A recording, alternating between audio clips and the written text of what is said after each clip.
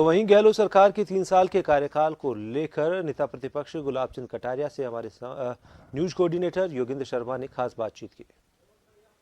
राजस्थान में गहलोत सरकार यानी कि गहलोत अपने तीसरे कार्यकाल की 3 साल पूरी कर रहे हैं और उसको लेकर के सरकार अपना जश्न मना रही है, कार्यक्रम कर रही है।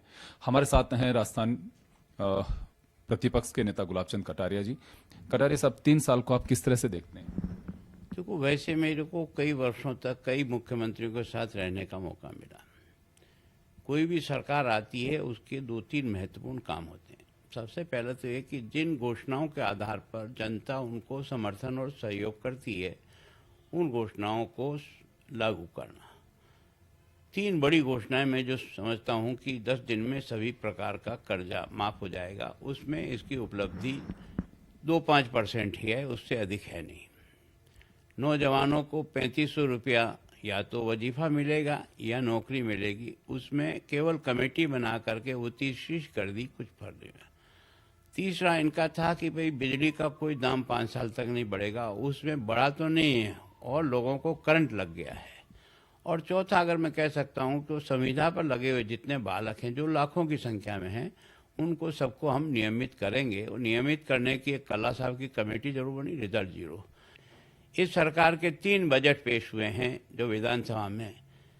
मुझे ये सरकार किसी भी साल की किसी भी योजना को उठा के जो 5 करोड़ से अधिक निर्माण काम किसी भी तहसील में, गांव में कहीं भी होना था वो हो गया हो पूर्ण, तो उसका नाम बता दे तो मैं मान जाऊंगा कि तीनों बजट में मेरे यहाँ तो 0 नंबर में इनको देता हूँ कुछ काम।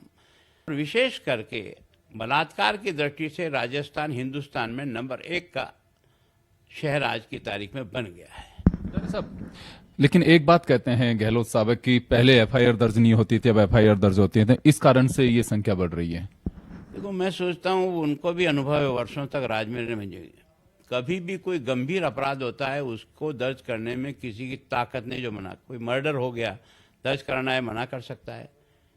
कोई लूट हो गई क्या मना कर सकता है। कोई अगर मान लो अपहरण हो गया या उसके साथ बलात्कार हो गया मना कर दे। फिर सरकार कहती भाई महंगाई बढ़ी, तो महंगाई तो भाई तुम और कुछ करो ना करो यार, कम से कम पेट्रोल डीजल का दाम जो आजू बाजू की जो हमारे स्टेट लगे हुए हैं वहाँ हमसे सस्ता है, कम से कम उसके बराबर लाने का तो वेट घटा दो। ऐसे कोई लगती है आपको योजना की पार्टी लाइन से ऊपर उठ के देखें, हाँ सरकार की ये योजना ठीक कही जा सकती है? देखो, ये जो योजना जो पहले कभी इन्होंने निःशुल्क दवा योजना जब इन्होंने पिछली बार शुरू की तो मैंने हाउस में भी उनकी तारीफ की, मैं उसको नकार नहीं सकता, एक अच्छी योजना शुरू हुई। लेकिन अब की बार जो इन्होंने चिरंजीव योजना जो भामाशाह योजना पहले से ही धरातल पे थी उस योजना को बंद किया। केंद्र सरकार ने आयुष्मान योजना दी, उसको ठीक प्रकार से लागू नहीं किया और अपने नाम से एक नया चलाया चिरंजीव योजना। वो कागजों पे चल रही है, फील्ड में जो प्राइवेट हॉस्पिटल हैं उसमें आप जा कर के आपको वो कागज ले जाके दिखाओ, कागज को फेंक देंगे, कोई आपकी करते। कारण क्या है कि उन लोगों के करोड़ों रुपया आप में बाकी हैं जिनका पेमेंट आप नहीं करो, इसके कारण से वो पेशेंट को जो सुविधा देना चाहिए वो नहीं दे रहे। नहीं, उनका कहना है कि जो सरकार गिराने की कोशिश की उससे काफी काम प्रभावित। सरकार गिर नहीं सकती, हम पहले दिन से कह रहे हैं भाई हमारे पास 72 है, हम कहाँ से सरकार गिरा दे। तुम लड़ करके 2 खेमों में बढ़ जाते हो तो उसका तो मेरा दोष तो है नहीं। तो चलिए, गुलाब चंद जी कटारिया जो नेता प्रतिपक्ष हैं राजस्थान में और बेबाक टिप्पणी करते हैं, अपनी किसी का कोई प्रेशर नहीं होता। अब उनकी अपनी एक अलग स्टाइल है राजनीति की। उनका साफ कहना है कि सरकार को बहुत कुछ करने की जरूरत है।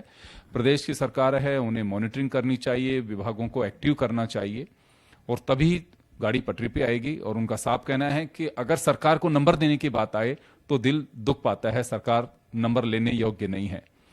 कैमरा पर्सन गिरिराज के साथ योगेंद्र शर्मा, जन टीवी न्यूज, जयपुर।